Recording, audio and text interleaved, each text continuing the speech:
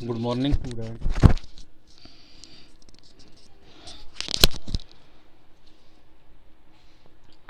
Good morning, students. Welcome to MDN School, Clayth. Today, I am now discussing class plus 2 history lesson 6, Bhakti, Sufi and Paramparaएं. That this is the topic of the today now discusses Sufi मत का विकास, development of Sufi मत. इस्लाम की आरंभिक शताब्दियों में धार्मिक और राजनीतिक संस्था के रूप में खिलाफत की बढ़ती विषय शक्ति के विरुद्ध कुछ आध्यात्मिक लोगों का रहस्यवाद और वैराग्य की ओर झुकाव बढ़ा। इन्हें सूफी कहा जाने लगा। इन लोगों ने रूढ़िवादी परिभाषाओं और धर्मचारियों द्वारा की गई कुरान और सुन्ना पैगंबर के व्यवहार की बौद्धिक व्याख्या की आलोचना भी की। इसके विपरीत उन्होंने मुक्ति की प्राप्ति के लिए ईश्वर की भक्ति उन्होंने क्या कहा, इसके मुक्ति की प्राप्ति ईश्वर की भक्ति और उनके आदेशों के पालन पर भी बल दिया। उन्होंने पैगंबर मोहम्मद को इंसान एक कामिल बताते हुए उनका अनुसरण करने की सीख दी। सूफियों ने कुरान की व्याख्या अपने निजी अनुभवों के आधार पर की है। फर्स्ट पॉइंट है इसका बेटा खानकाह और सिलसिला। 11वीं शताब्दी तक आते आते सूफीवाद एक पूर्ण विकसित आंदोलन था, जिसका सूफी और कुरान से जुड़ा अपना एक सहायता था। संस्थागत दृष्टि से सूफी अपने को एक संगठित समुदाय खानकाह अर्थात फारसी के इर्द गिर्द स्थापित करते थे। खानकाह का नियंत्रण शेख अरबी पीर तथा मुर्शिद फारसी में के हाथ में था। वे अनुयायियों की भी भर्ती करते थे और अपने वारिस खलीफा की नियुक्ति करते थे। आध्यात्मिक व्यवहार के नियम निर्धारित करने के अलावा खानकाह में रहने वालों के बीच के संबंध और शेख व जनसामान्य के बीच के रिश्तों की सीमा भी नियत करते थे। 12वीं शताब्दी के आसपास इस्लामी दुनिया में सूफी सिलसिलों का गठन होने लगा। सिलसिला का शाब्दिक अर्थ है जंजीर, जो शेख और मुरीद के बीच एक निरंतर रिश्ते की घोतक है, जिसकी पहली अटूट कड़ी पैगंबर मोहम्मद से जुड़ी हुई है। इस कड़ी के द्वारा आध्यात्मिक शक्ति और आशीर्वाद मुरीद तक पहुंचता था। दीक्षा के वरिष्ठ अनुष्ठान विकसित किए गए, जिसमें दीक्षित को निष्ठा का वचन देना होता था और सिर मुंडवाकर थेगड़ी लगे वस्त्र धारण करने पड़ते थे। पीर की मृत्यु के बाद उसकी दरगाह, फारसी में इसका अर्थ दरबार होता है। किसका बेटा? पीर की मृत्यु के बाद जो दरगाह बनती है उसका अर्थ दरबार होता है। उसके मुरीदों के लिए भक्ति का स्थल बन जाती थी। इस तरह पीर की दरगाह पर जियारत के लिए जाने की, खास तौर से उनकी बरसी के अवसर पर पार्टी चल निकली। इस पर पार्टी का उसे विवाह मायने पीर की आत्मा का ईश्वर से मिलन कहा जाता था, क्योंकि लोगों का मानना था कि मृत्यु के बाद पीर ईश्वर से एकभूत हो जाते हैं और इस तरह पहले की बजाय उनके अधिक नज़दीक हो जाते हैं। लोग आध्यात्मिक और ऐहिक कामनाओं की पूर्ति के लिए उनका आशीर्वाद लेने जाते थे। इस तरह शेख का बलि के रूप में आदर करने की परिपाटी शुरू हुई। सेकंड पॉइंट है इसका खानकाह के बाहर। कुछ रहस्यवादियों ने सूफी सिद्धांतों की मौलिक व्याख्या के आधार पर नवीन आंदोलनों की नींव रखी। खानकाह को तिरस्कार करके यह रहस्यवादी फकीर की जिंदगी बिताते थे। निर्धनता और ब्रह्मचर्य को उन्होंने गौरव प्रदान किया।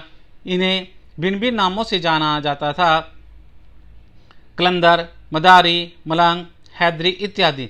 सरिया की अवहेलना करने के कारण उन्हें बेसरिया कहा जाता था। क्या कहा जाता था? बेसरिया। इस तरह उन्हें सरिया का पालन करने वाला बासरिया सूफियों से अलग करके देखा जाता था। नेक्स्ट है बेटा उपमहाद्वीप में चिश्ती सिलसिला। 12वीं शताब्दी के अंत में भारत आने वाले सूफी समुदायों में चिश्ती सबसे अधिक प्रभावशाली रहे। इसका कारण यह था कि उन्होंने न केवल अपने आप को स्थानीय प्रवेश में अच्छी तरह डाला, अपितु भारतीय भक्ति परंपरा की कई विशिष्टता को भी अपनाया। चिश्ती खानखा सामाजिक जीवन का केंद्र बिंदु था। हमें शेख निजामुद्दीन औलिया की खानका के बारे में पता है, जो उसे समय के दिल्ली शहर की बाहरी सीमा पर यमुना नदी के किनारे ग्यासपुर में था। सभी विद्यार्थी इस लाइन को अंडरलाइन कर ले, बड़ी इंपॉर्टेंट लाइन है। जो समय के दिल्ली शहर की जो बाहरी सीमा है पर यमुना नदी के किनारे ग्यासुरपुर में था। यहाँ कई छोटे छोटे कमरे और एक बड़ा हॉल था जिसे जमात खाना था, जहाँ सहवासी और अतिथि रहते थे और उपासना करते थे। सहवासियों में शेख का एक अपना परिवार था, सेवक और अनुयायी भी थे।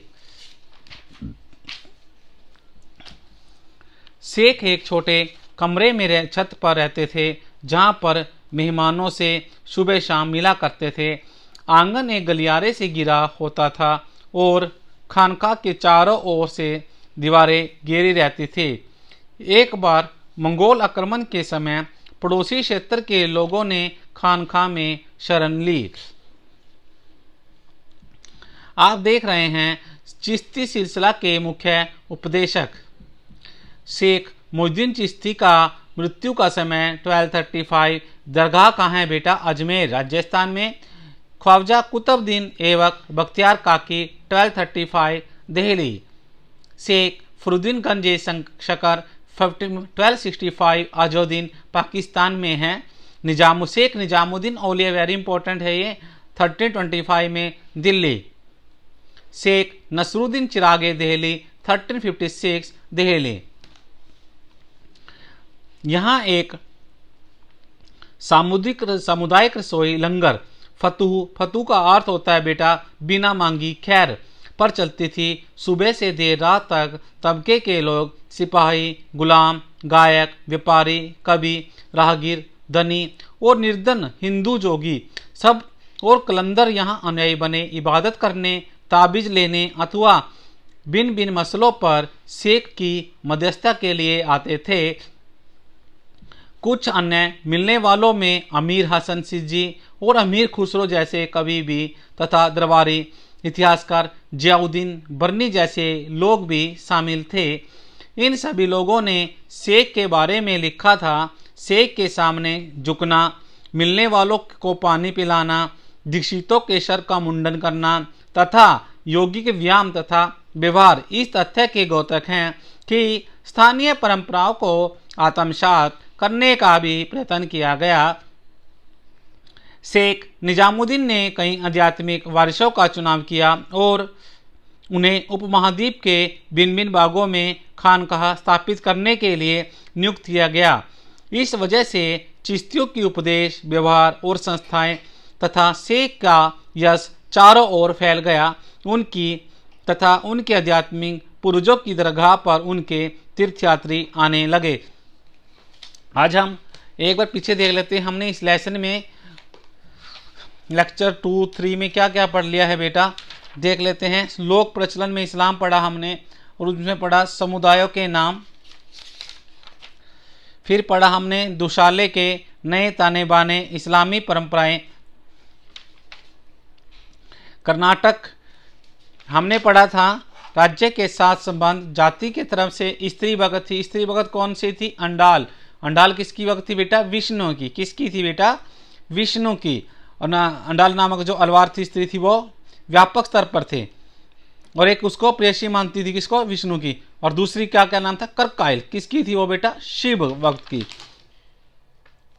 उपासनाई कविताएं, वेद और संघर्ष। हमारे लेसन का नाम है, पता है आपको, सूफी भक्ति परंपरा चली हुई है। नेक्स्ट पढ़ेंगे हम।